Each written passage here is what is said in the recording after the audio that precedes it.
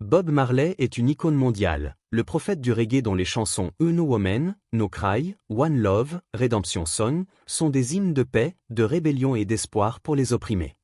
Mais derrière la légende se cache un homme complexe, déchiré entre ses idéaux et ses contradictions.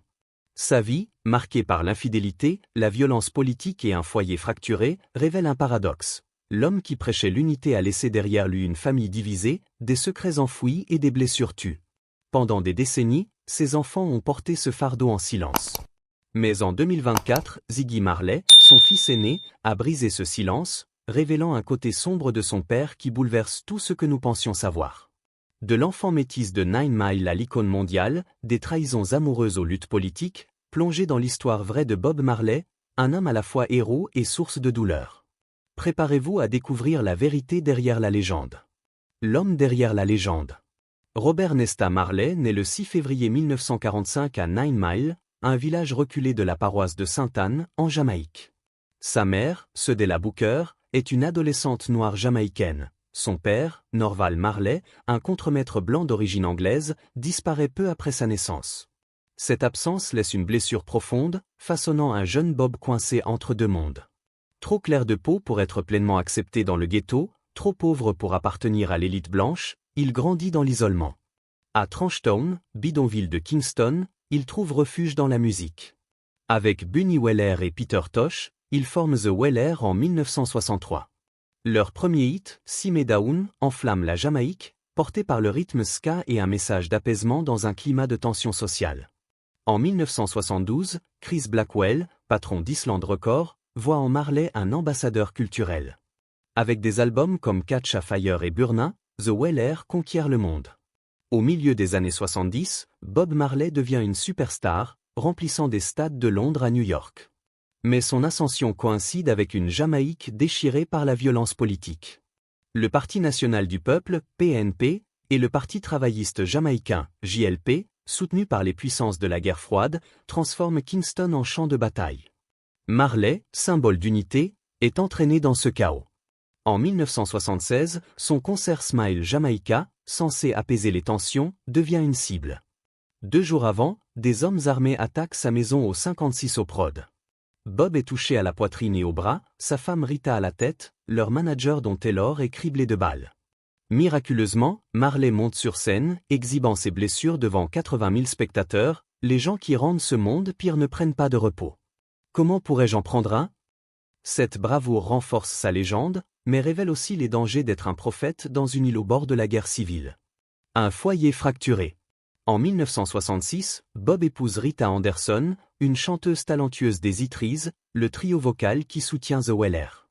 Leur mariage est une collaboration artistique autant qu'une union personnelle, mais il est rapidement miné par les infidélités de Bob. Rita, dans ses mémoires No Woman, No Cry, 2004, décrit un amour passionné, mais entrelacé de trahison.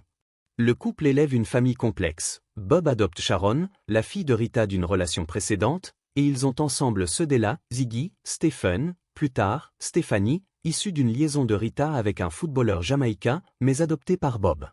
Pourtant, la célébrité de Marley attire les femmes comme un aimant. Au moment de sa mort en 1981, il a eu des enfants avec au moins 7 femmes en dehors de Rita. Robert, 1972, avec Pat Williams, Rohan, 1972, avec Janet Hunt, Karen, 1973, avec Janet Bowen, Julian, 1975, avec Lucy Pounder, Kimani, 1976, avec Anita Belnavi, Damian, 1978, avec Cindy Breakspear, et Makeda, 1981, avec Yvette Crichton. La relation avec Cindy Breakspear, Miss Monde 1976, est la plus médiatisée. Leur romance, publique et assumée, fait les gros titres humiliant Rita, qui reste l'épouse légale et la mère de la famille centrale. Rita confie avoir redéfini Bob comme un frère, pour survivre émotionnellement, j'étais tellement amoureuse de cet homme, j'ai dû serrer les dents et supporter. Les enfants, dispersés entre différents foyers, grandissent dans un chaos organisé. Bob est un père affectueux mais absent, souvent en tournée ou en studio. Ziggy, l'aîné de Rita, devient le pilier de la fratrie, assumant des responsabilités d'adulte dès l'enfance. Malgré les tensions, les enfants décrivent un père exigeant mais aimant, enseignant les valeurs Rastafari et la résilience à travers la musique, comme dans Children Playing in the Streets, écrit pour eux. Pourtant, les infidélités laissent des cicatrices. Rita endure en silence, préservant l'image de Bob comme icône mondiale. Les enfants, témoins des disputes et de l'arrivée de demi-frères et demi-sœurs, portent la confusion d'un foyer où l'amour coexiste avec la trahison. Ziggy, dans des interviews, évoque la douleur silencieuse de sa mère et le poids de grandir dans l'ombre d'un prophète. Le côté sombre. Le charisme magnétique de Bob Marley, si captivant sur scène, pouvait devenir autoritaire en privé. Rita et d'autres femmes de sa vie décrivent un homme exigeant une loyauté absolue, souvent dominateur. Rita révèle dans ses mémoires des moments d'agression, où la passion de Bob se muait en contrôle. Aimer Bob, c'était accepter ses règles, une dynamique qui pesait lourd sur celle qui partageait sa vie. En parallèle, la violence politique entoure Marley. La fusillade de 1976 n'est qu'un épisode parmi d'autres. Ses proches, comme Peter Tosh, assassiné en 1987, et Carlton Barrett, tué en 1988, paient le prix de leur proximité avec un symbole. Junior Braithwaite, autre Weller originel, est abattu en 1999.